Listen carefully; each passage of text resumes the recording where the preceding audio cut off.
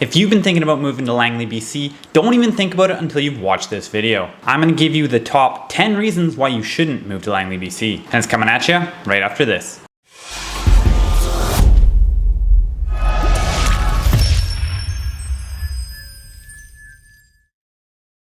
What's going on, guys? My name's Alex Dunbar and I'm a local realtor here in Langley, BC. And in this video, I'm going to tell you 10 reasons why you're not going to want to move here. If this is your first time on my channel, I make weekly real estate videos pertaining to the BC and Canadian real estate market, as well as showcase community tours across the Lower Mainland. So if that's something you're interested in seeing more of, I suggest you subscribe to my channel and hit the bell so you're notified whenever I come out with a new video. And I just have one small favor to ask you before we dive into it, and that's to hit that thumbs up button so the algorithm will push this video out to more individuals just like yourself, so I can warn them about why not to move to Langley. And with that, let's get started. Reason number 1, it's too far from Vancouver. As you likely already know, Vancouver is the focal point of the Lower Mainland, and realistically, BC as a whole. It's got everything from diverse and exciting restaurants, a huge variety of shopping options, and great nightlife. Vancouver is also the major hub for employment. So if you're moving to the Lower Mainland, there's a good chance you're gonna have to work out of Vancouver. And unfortunately, Langley's about a 40 to 60 minute drive, and this depends on your location and the time of day. During rush hour, it can take even longer, especially if there's a crash on the bridge. And if you're thinking about taking transit, you can add at least an extra 15 to 30 minutes. Moving on to reason number 2 is traffic.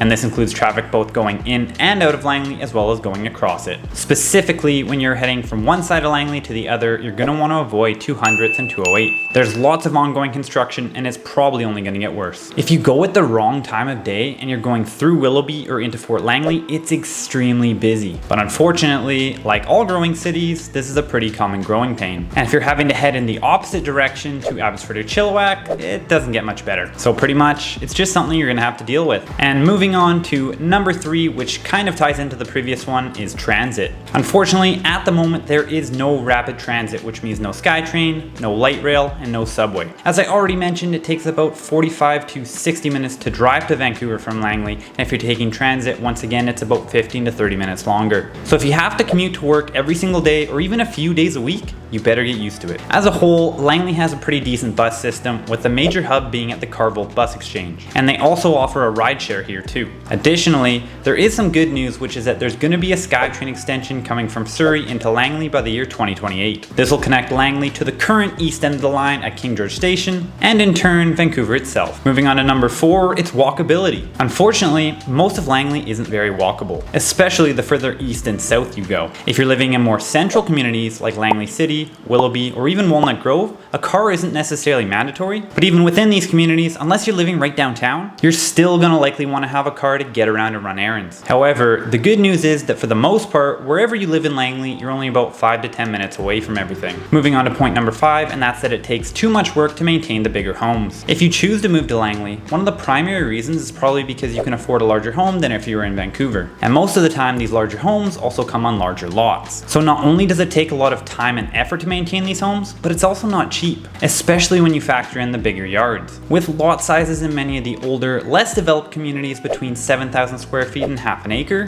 you're definitely going to need to purchase some yard and gardening tools, as well as potentially a ride-on mower. However, if you are someone that loves gardening and yard work, or you have the budget for someone to take care of it for you, then maybe this is a major attraction for you. Moving on to point number 6, and that's the weather. Being a suburb of Vancouver, you can expect to get a lot of rain. However, the winters here don't get very much snow, they're just cold, wet, and windy. Conversely, the summers get pretty hot, but they're just too short. The hottest months of the year are July and August, followed by June. And in recent years, there's been a few heat waves, so you're definitely going to want to make sure you have AC, even if it's only for those couple of months. However, as a whole, Langley's weather is far warmer and milder than most of the rest of Canada. Moving on to point number 7, and that's property taxes. If you own your property, the property tax rate here is higher than other cities such as Vancouver, Burnaby, and Surrey. But overall, with cheaper housing options and thus lower assessments, this generally makes up for it. Not to mention cheaper overall expenses than other cities like Vancouver. Moving on to point number 8, and that's home prices. Home prices in Langley are extremely expensive in comparison to the rest of Canada. However, they're much cheaper than Vancouver and its surrounding cities such as Burnaby, Coquitlam, and New West. There's a wide variety of property types to choose from your standard single-family detached homes to your ranchers, to your acreages, to your farms, and even your mobile homes. You've also got lots of options for condos and townhomes as well. well. In regards to the current benchmark prices, detached homes are at $1.72 million, townhomes at $925,000, and condos at $622,000. However, depending on the time that you watch this video,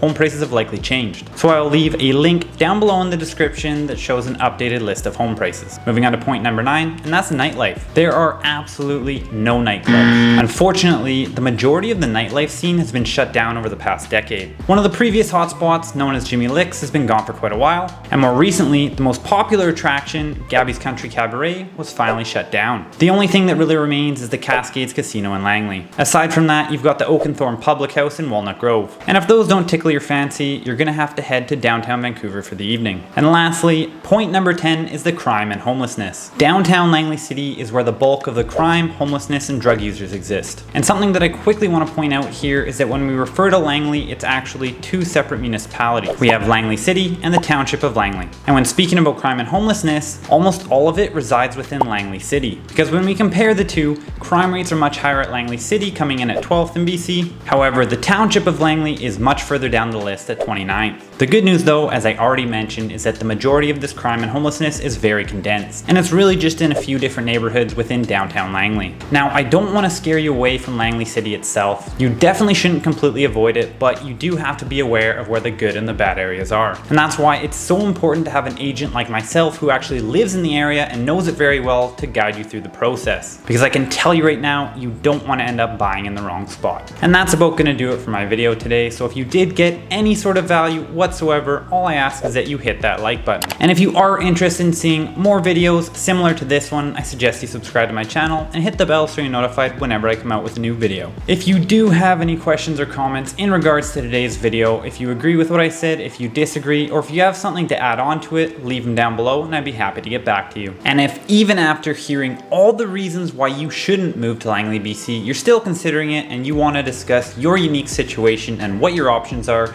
you can scroll down and book a call with me at your own convenience. Thanks so much for watching, and we'll see you in the next video.